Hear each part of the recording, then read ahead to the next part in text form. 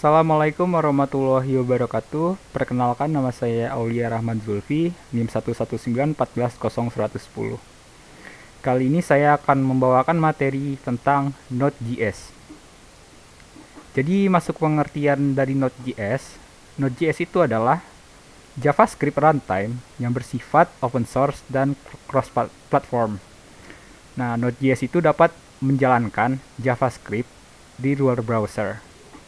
Kemudian Node.js menggunakan V8 Chrome Engine milik Google yang memiliki performa lebih tinggi dibanding engine browser lainnya. Nah, maksud dari runtime ini itu tuh adalah yang memungkinkan JavaScript itu berjalan di background.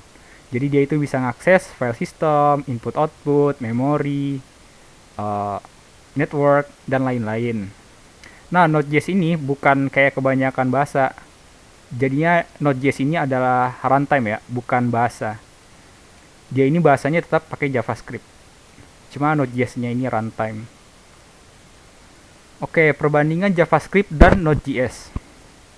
Kalau sebelumnya kan, kalau JavaScript itu dikenal itu biasanya cuma ada di ruang lingkup browser doang. Jadi di dalam browser itu. Nah, kemudian Node.js ini, dengan ada Node.js ini, jadinya dia itu nggak cuma ada di ruang lingkup browser itu aja. Jadi dia bisa di luar itu semua. Jadi bisa ngakses memori, bisa ngakses file system, bisa ngakses input-output, network, dan lain-lain. Terus dia itu nggak cuma bisa di Windows doang, dia juga bisa di Linux, bisa di OS X. Nah, bisa dia makanya cross platform itu ya. Kemudian ini saya screenshot dari ini ya, YouTube Web Programming Unpas, bisa dilihat aja di YouTube-nya. Kemudian di sini adalah pembuat dari Node.js ya. Jadinya dia itu ada Riandal, dia itu membuat Node.js pada tahun 2009. Nah, dia ini awalnya ingin membuat web server yang menggunakan event loop. Jadinya satu thread, tetapi banyak loop. Kemudian dia udah coba membuat menggunakan C, Lua, Haskell, namun tidak menyelesaikan masalahnya. Nah, kemudian karena pengetahuannya tentang V8 Engine dan JavaScript, nah dia itu bisa tuh ngebuat Node.js ini. Dan itu menyelesaikan masalah dia. Bisa dicek aja di GitHub-nya. GitHub/ry.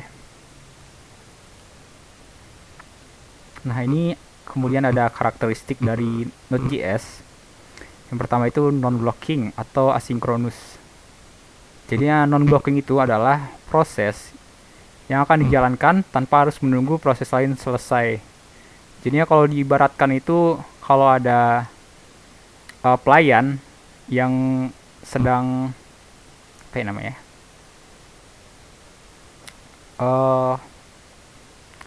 Kayak pelayan itu nggak cuma satu orang doang yang harus diinin, kan ada banyak orang kan yang harus dilayanin.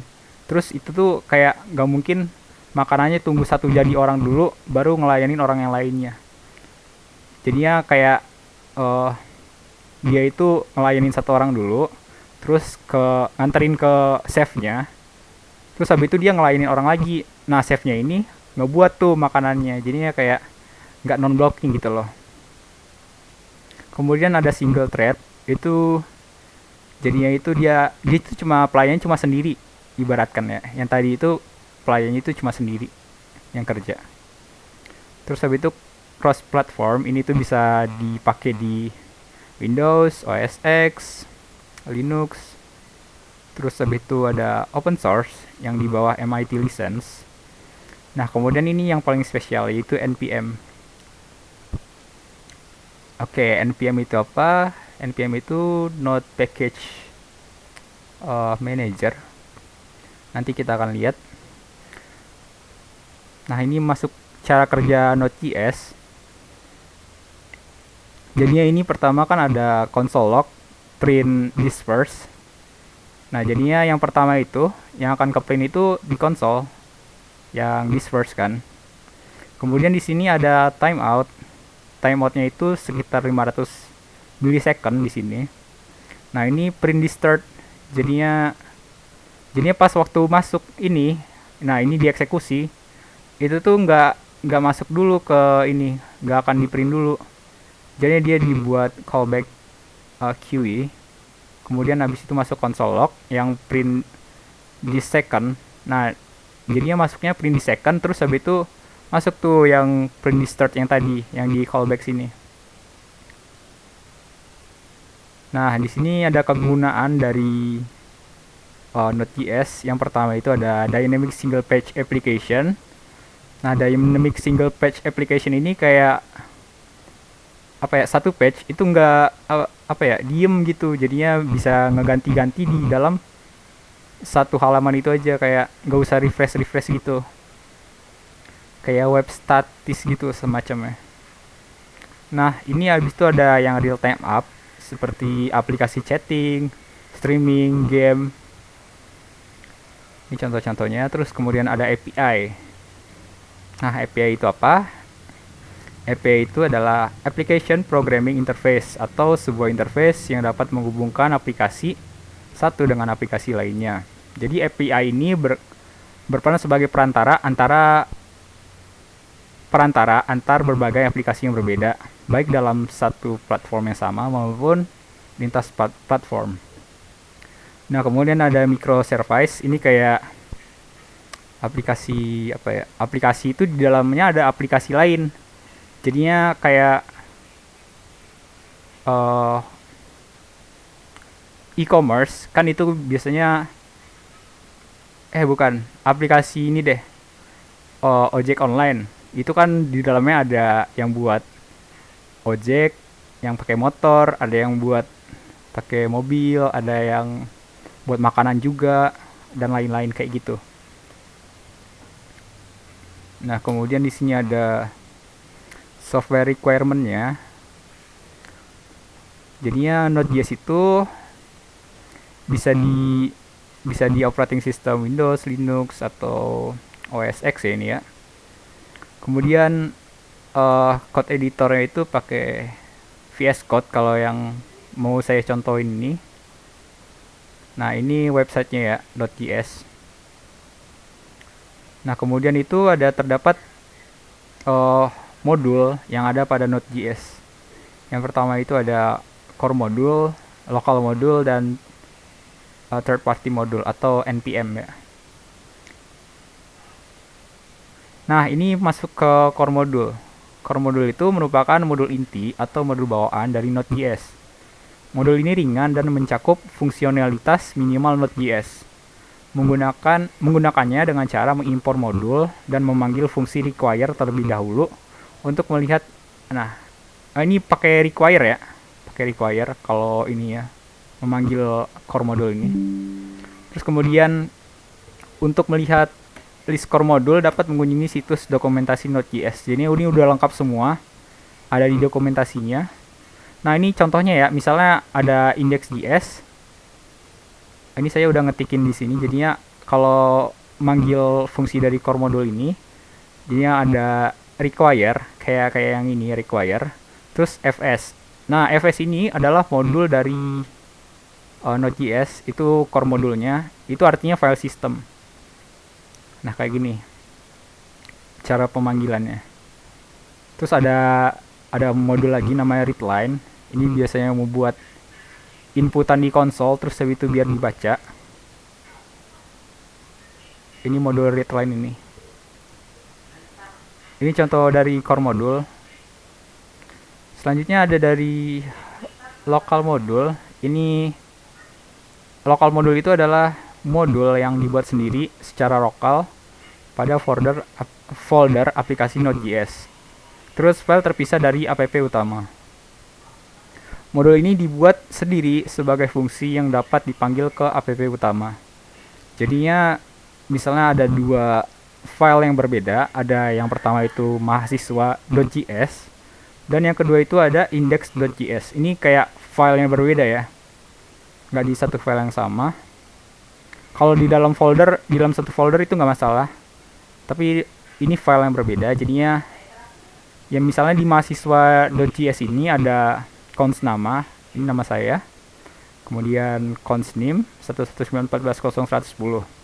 Nah, kemudian misalnya ini mau dipanggil ke index.js, ini tuh bisa diekspor pakai fungsi yaitu modul titik export titik name. Nah, jadinya ini akan nge-export uh, nama sama name. Nah, terus kemudian di sini ada cons mahasiswa misalnya. Terus habis itu require itu pakai fungsi kayak gini membuatnya. Ini nama filenya. Terus habis itu kalau misalnya mau manggil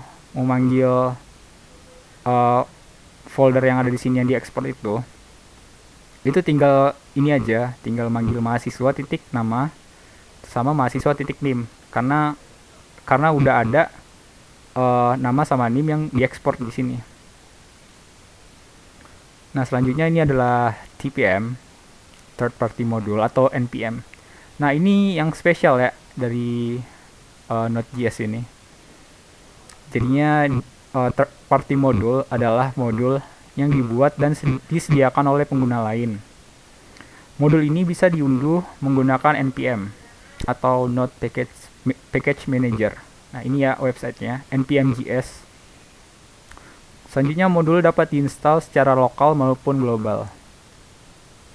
Jadinya dia itu nggak cuma di file itu, nggak di satu folder itu doang modulnya. Bisa diinstal secara menyeluruh satu apa ya? Apa ya namanya? Nggak di satu folder doang, tapi bisa dipakai tanpa install lagi gitu loh. Kalau versi globalnya itu. Kemudian dapat digunakan dengan cara mengimpor modul seperti pada core module. Jadinya sama kayak yang tadi ya, yang kayak yang require tadi, yang kayak fungsi kayak gini. Nah, ini contohnya. Kalau misalnya install secara global, itu npm install pakai min-g. Nah, ini ada modul name-nya. Terus kalau misalnya secara lokal, itu npm install modul, terus langsung modul name-nya. Dia akan diinstal di folder itu aja. Oke, ini saya coba buka npm.js-nya. Jadi di sini itu ada, ini websitenya ya, npm. Terus kalau misalnya mau cari package, misalnya kayak Express. Nah, ini Express ini buat framework bikin web. Ini bisa diinstal aja. Kalau misalnya mau diinstal, tinggal npm install Express kayak tadi ya. Kayak gini, npm install Express nanti. Ini diketik di terminal. Nanti dia bakal terinstall di folder yang dibuat langsung. Kalau website dokumentasinya di sini, Node.js.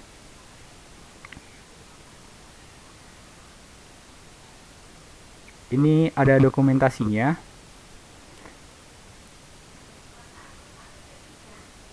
Yang versi LTS aja. Nah, kemudian di sini ada yang tadi kan ada file system. Nah, di sini tuh ada banyak file systemnya.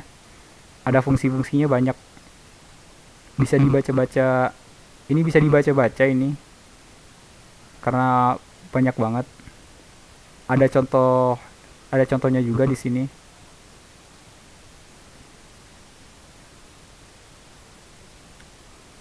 Terus tadi ada yang readline. Ini ada readline, banyak juga fungsinya. Ini juga banyak ya. Ini misalnya contohnya satu yang kayak stop tadi. Bentar. Dari awal misalnya. Nah, ini kayak input. Jadinya kayak buat input ini bisa dipakai. Jadi nanti konsolnya itu minta input gitu. Kalau misalnya di VS Code itu nanti kalau di run masukin kayak gini, ini nanti akan meminta inputan.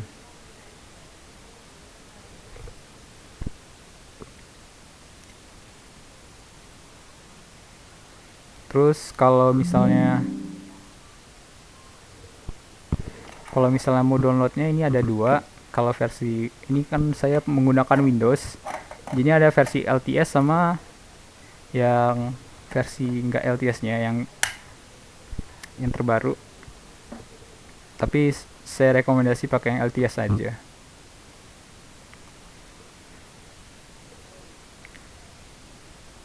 Mungkin segitu presentasi dari saya, kurang lebihnya mohon maaf.